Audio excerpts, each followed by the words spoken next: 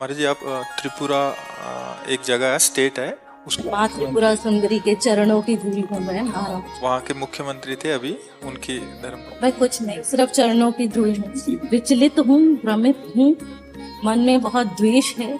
हर रोज एक ही प्रश्न से लड़ रही हूँ, उसका उत्तर आपसे चाहती हूँ।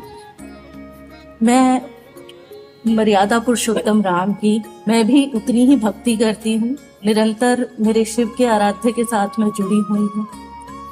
मैं जानना चाहती हूँ महाराज आपसे, क्या मेरी माँ जानकी को न्याय मिला है?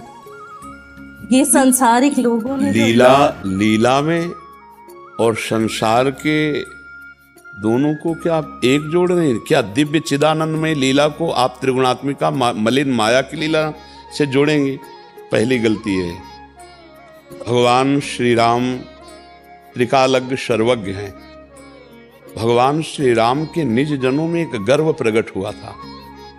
उसी गर्व को चकनाचूर कराने के लिए भगवान ने जो वन गमन लीला बाद में की और अपने पुत्र लौकुश के द्वारा सब महिमाशाली अपने भ्राता तक के सबके बलों को चूर करवाया।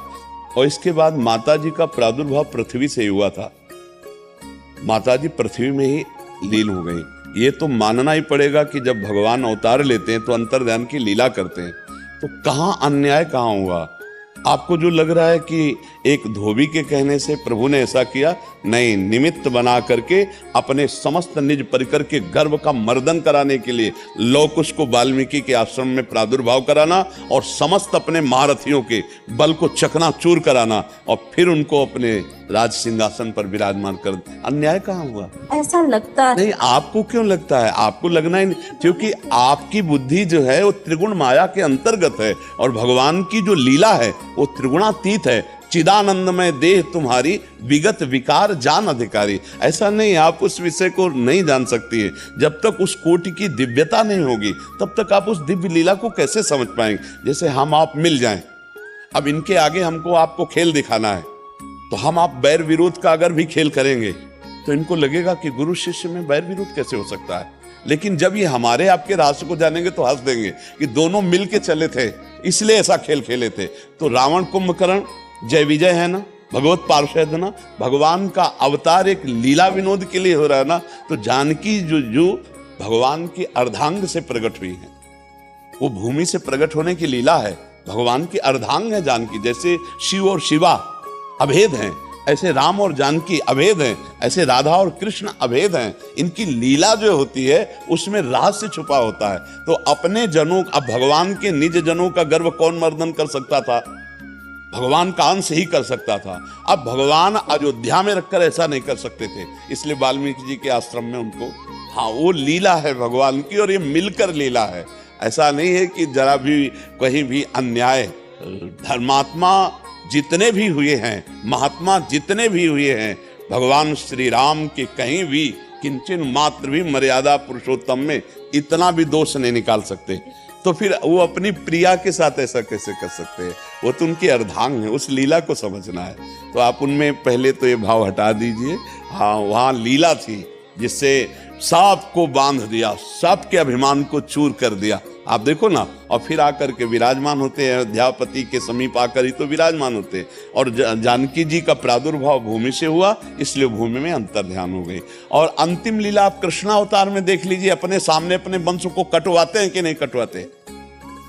ऋषियों से साफ दिला करके और अपने सामने। तो ये लीलाएं हैं भगवान की दिव्य। उन लीलाओं में हम पार्थिव बुद्धि से अगर देखेंगे तो हमें कहीं ना कहीं दोष दिखाई दे सकता है। मुझे ऐसा लगता है महाराज, कलयुग के इस चरण में भी हम महिला कहीं ना कहीं उसी तरह से कहीं ना कहीं पीड़ित होती जा रही है। कहीं हमारे, लेकिन उसी तरह मत बोलिए, ठीक, क्योंकि वहां कहीं भी पीड़ा जानकी जी को नहीं थी। महर्षि जो वाल्मीकि जी हैं, इतने समर्थ महापुरुष हैं जो भगवान के अवतार के पहले ही भगवान की लीलाएं लिख दी। उनके पास जानकी जी सुरक्षित है, जहां काल की भी ताकत नहीं है कि तनिक भी वहां कोई उपद्रव कर सके।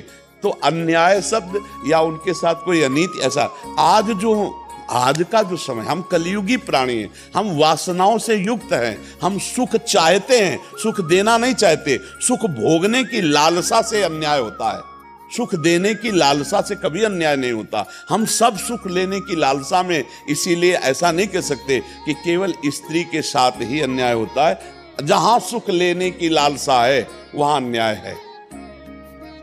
अपने सुख भोगने के लिए अपने पूरे परिवार को जहर देकर लड़की भाग जाती है ना, भाग जाती है ना। एक पुरुष से ब्याह होने के बाद दूसरे पुरुष का वरण कर लेती है, अपने पति की हत्या कर देती कि नहीं कर देती। कि या स्त्री के साथ ऐसा व्यवहार किया जाता है या पुरुष के साथ व्यवहार किया जाता है, एक पक्ष में आप देख नहीं सकती। आप देखिए, जो अपने सुख में पागल है वो कुछ भी कर सकता है, वो चाहे स्त्री हो या पुरुष हो। आप इस विषय को देखिए, क्या पुरुष ही या स्त्री ही, हम ऐसा नहीं कह सकते, क्योंकि समान भाव से जब दृष्टि डाल के देखो तो आप तो संसार में हजारों केस ऐसे हैं जो माताओं बहनों के द्वारा नहीं होना चाहिए वो होते हैं, हजारों केस ऐसे जो पुरुषों के द्वारा नहीं होना चाहिए वो होते हैं। अपने बच्चों को काट दिया, अपने पति को मार दिया और दूसरे पति के साथ भाग गई। आप अगर ये कहेंगे कि स्त्रियों के साथ ही अत्याचार होता है तो हम ये कहने के लिए तैयार हैं कि आज की स्त्रियां वो स्त्रियां नहीं हैं। आज की स्त्रियां सिंघनी हैं, पढ़े लिखे हैं। आज की स्त्रियां वो नहीं है जो पुराने जमाने में थी कि आप थप्पड़ मार दो चुप होकर बैठ जाएंगी। थप्पड़ मार दोगे तो बीच सभा में थप्पड़ मारकर तुम्हें बंदी बनवा देंगी। आज की पढ़ी लिखी लड़कियां हैं। पर देखो, कुमार्गामी लड़कियां भी हैं और कुमार्गामी लड़के भी हैं, दोनों पक्ष देख रहे हैं। तो इसलिए उसको भगवान की लीला से न जोड़ा जाए। ये मलिन माया की लीला है और वो मायातीत लीला है भगवान की। समझ रही ना आप आशीर्वाद कर। मुझे लगता है आज के बाद उस ज्ञान की तरफ अग्रसर होंगी जहाँ मेरा मार्गदर्शन होगा, क्योंकि भ्रमित हूँ, इसीलिए आपसे नहीं, आप आगे बढ़िए, आप आगे बढ़िए। और जी आप एक क्राइम पेट्रोल आदि उसमें आते हैं, उसमें एक इंस्पेक्टर का रोल करते हैं और पिक्चर आदि में भी क्राइम पेट्रोल और काफी ग्रुपों में काम कर रहे हैं, फिल्मों में भी। और अब अपनी बनाने की इच्छा है मुझे, और यंग जनरेशन को एक अच्छा मैसेज जाए फिल्म द्वारा। हाँ बिल्कुल बिल्कुल बिल्कुल, हाँ बिल्कुल, नहीं बहुत सुंदर है। मेरे पास प्रश्न ही नहीं रहे, सारे प्रश्नों के जैसे जवाब मिल जाते हैं आपसे। डेली आपको सुनता हूँ दिन रात, मतलब सोते उठते जागते। पत्नी कई बार मजाक उड़ाती क्योंकि तू बाबा मत बन जाता। नहीं, मैं गृहस्थ में रहकर मतलब मैं ये कर पा रहा हूँ, ये बहुत बड़ा अच्छा। बहुत बिल्कुल बिल्कुल बिल्कुल। और देखो, ज्ञानार्जन करना कोई बाबा जी के लिए ही नहीं है। संत शब्द वेश से संबंध नहीं रखता, उद्देश्य से संबंध रखता है। यदि हृदय से आप महान हैं तो आप महात्मा हैं, भले पैंट शर्ट में हैं। और आपका उद्देश्य गंदा है तो आप भेष में भी गंदे ही हैं, आप महात्मा नहीं हैं। समझ रहे ना, हमारे आचरण गंदे हैं तो क्या हुआ, भेष कोई परमात्मा प्राप्ति करा देगा क्या? आप पैंट शर्ट में हैं, आप समाज सेवा को, नाना प्रकार की भावनाओं के द्वारा, सुधार की भावनाओं को लेकर और नाम जब करते हैं, वो सही चलते हैं तो आप महात्मा ही हैं। आप भगवत प्राप्ति कर सकते हैं, गृहस्थी में रह के भगवत प्राप्ति कर सकते हैं। बस कोई नशा मत कीजिएगा और कोई गंदा आचरण मत कीजिएगा। अच्छा लगा, अच्छा लगा। धन्यवाद धन्यवाद।